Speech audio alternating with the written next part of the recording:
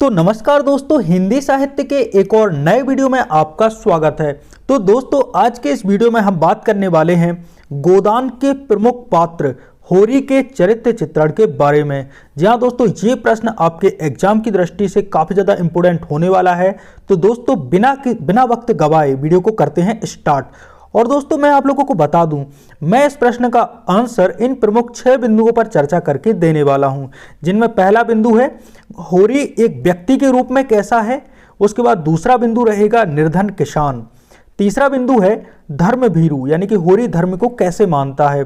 चौथा है सहनशीलता, होरी के अंदर कितनी सहनशीलता है। पांचवा है दुर्बलताएं, हालांकि होरी में कुछ दुर्बलताएं भी हैं। छठा है प्रतीक, यानी कि भारतीय किसान की समस्त जाति का प्रतीक होरी कैसे है। तो दोस्तों, बात करते हैं सबसे पहले एक व्यक्ति के रूप में, यानी कि दोस्तों होरी एक व्यक्ति के रूप में कैसा है। होरी का चरित्र एक व्यक्ति के रूप में कैसा है। तो दोस्तों, होरी गांव का रहने वाला एक भोला भाला किसान है, यानी कि होरी एक प्रकार से भोला भाला किसान है। सामान्य किसान की तरह सारी अच्छाई बुराई उसकी नस नस में व्याप्त है। अब उसकी नस नस में एक प्रकार से अच्छाइयाँ भी हैं और कुछ बुराइयाँ भी हैं। हर एक गृहस्थ की भांति होरी के मन में भी गौ यानी कि गाय की लालसा चिरकाल से संचित चली आती है, यानी कि उसके मन में रहता है कि यार एक गाय ले ली जाए। उसके जीवन की सबसे बड़ी साध थी, यानी कि यही जो गाय की जो लालसा है, यह उसके जीवन की सबसे बड़ी मनसा है, यानी कि उद्देश्य है। वह बहुत छोटा किसान था, यानी कि छोटा किसान है, अतः वह इतने भर से ही अपने आप को भाग्यशाली मानता है कि अपने खेतों में काम करने वाले किसान उसे देखकर राम राम करते और सम्मान भाव से चिलम पीने को बुलाते थे। अब जो उसके साथी वगैरह थे किसान, वो उसको चिलम मतलब राम राम करते और चिलम पीने को भी बुलाते थे। यह कोई कम इज्जत नहीं है। जी हाँ दोस्तों, एक प्रकार से कोई यदि आपके सामने शीश झुकाता है, सिर झुकाते हैं, तो ये कोई कम इज्जत तो वाकई में नहीं है। नंबर 2, निर्धन किसान। उसके पास अधिक जमीन नहीं है, वह एक छोटा नाम मात्र का किसान है, इसलिए वह अधिकारों की नहीं बल्कि अपने कर्तव्य पालन की चिंता उसे सताती है, मतलब सताती रहती है। एक आसामी के रूप में, एक बाप, एक पति, एक भाई, एक ससुर के रूप में वह अपनी सीमाएं पहचानता है। एक सामान्य आसामी होने के कारण वह राय साहब की जी हुजूरी भी करता है। उनके आदेश का पालन करना, शगुन देने को तैयार रहना, पंचों द्वारा निर्धारित दंड और डांट जो डांट लगता है, डांट डपट सहना, हुक्का पानी बंद और बिरादरी से बाहर किए जाने के डर से भयभीत हो जाना, दरोगा को रिश्वत देना आदि काम उसके सामान्य स्तर को उजागर करते हैं। यह होरी की एक होरी का एक मनोवैज्ञानिक स्तर है। उसकी सोच का भी अपना एक दायरा है। गाय है, गाय के आने की संभावना मात्र से यह सोचना कि गोबर को दूध मिलेगा, द्वार की शोभा बढ़ेगी, भाई हीरा का एकदम एक नाजायज पक्ष लेकर झूठा न्याय करता है। एक अलग अलग प्रकार से उसके चरित्र में एक निर्धन किसान भले ही है, उसका चरित्र अलग अलग जगह से अलग अलग ढंग से झलकता है।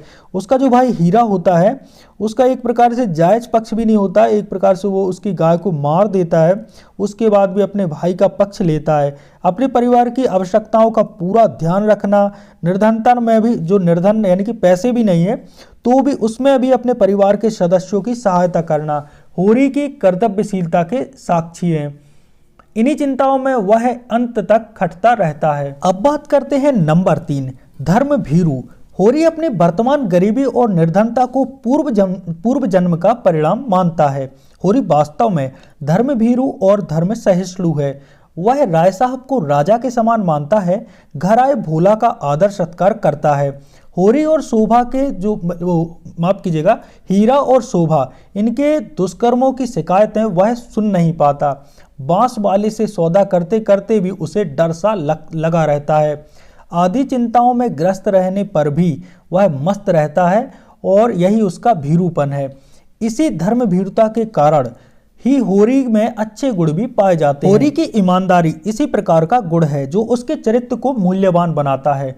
भोला द्वारा बैल खोल ले जाने पर भी वह अपने आर्थिक कष्टों को तो बढ़ा देता है, बढ़ा लेता है, पर असहाय झुनिया को नहीं निकालता। जो झुनिया है, जो कि भोला की ही बेटी है, लेकिन भोला एक प्रकार से उसको आर्थिक कष्ट दे देता है, उसके बाद भी उसकी बेटी को अपने घर से नहीं निकालता।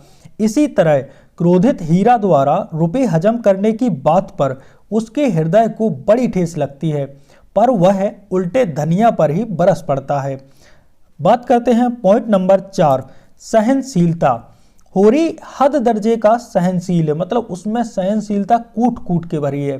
वास्तव में वह कायरता की सीमा तक सहनशील व्यक्ति है। गांव के शोषक वर्ग द्वारा ही नहीं, स्वयं के भाइयों द्वारा और पत्नी पुत्र के बाक बाड़ों, यानी कि उनकी बातों के जो बाढ़ हैं और उस पर जो ज्यादती हो रही है, उसको चुपचाप सहन कर लेता है। कभी उसे क्रोध आया भी तो दांत पीसकर रह जाता है, पर कुछ कहता नहीं है। हाँ, क्रोध आने पर वह धनिया की मारपीट अवश्य कर देता है, क्योंकि किसी और से वह कुछ नहीं कह पाता है। बाद में धनिया के साथ दुर्व्यवहार पर उसको पश्चाताप है वह भी होता है, या दब्बूपन से झेप कर हंसी मजाक कर मन को हल्का कर लेता है। अब बात करते हैं पॉइंट नंबर 5, दुर्बलताएं। जैसा कि पूर्व में बताया जा चुका है कि होरी एक सामान्य किसान है, अतः उसके चरित्र में वे सभी दुर्बलताएं मौजूद हैं जो एक सामान्य किसान में होती है। जैसे कि ऋण को मुफ्त का माल समझकर अनाप शनाप खर्च करना, उसके मतलब कोई प्रकार से मेंटेनेंस नहीं करता पैसे का। ऋण लौटाते समय झूठ बोलना, स्वार्थ की बात सोचना, किसी तरह घर की गाड़ी धकेलना, मतलब एक प्रकार से घर चलता रहे बस ऐसे ही। उसकी इन दुर्बलताओं की असली वजह है उसकी गरीबी और निर्धनता। धनिया से दुर्व्यवहार करना, गाय के लालच में भोला का झूठा आतिथ्य करना, धनिया से भोला की झूठी प्रशंसा करना, बांस बेचकर भाई के पैसे खाना आदि सारी बातें भी दुर्बलता की श्रेणी में ही आती हैं। अब बात करते हैं अंतिम पॉइंट की, भारतीय किसान की समस्त जाति का प्रतीक।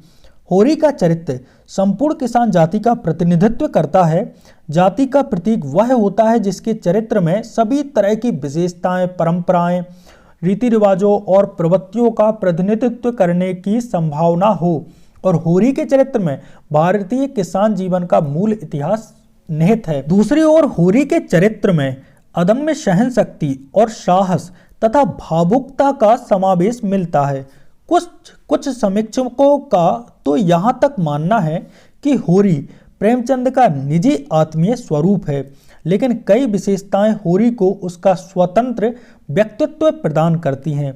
देखा जाए तो होरी में ना तो प्रेमचंद की वैचारिकता है और ना ही कर्म संपन्नता, अतः उसे हम प्रेमचंद के कुछ अंशों का प्रतिबिंब कह सकते हैं। तो दोस्तों, इस वीडियो में हमने बात की होरी के चरित्र चित्रण की। आई होप दोस्तों आपको ये वीडियो अच्छा लगा होगा। यदि दोस्तों आपको ये वीडियो अच्छा लगा है तो वीडियो को एक लाइक जरूर कर दीजिएगा। मिलते हैं एक और नए वीडियो के साथ, तब तक के लिए जय सिया राम।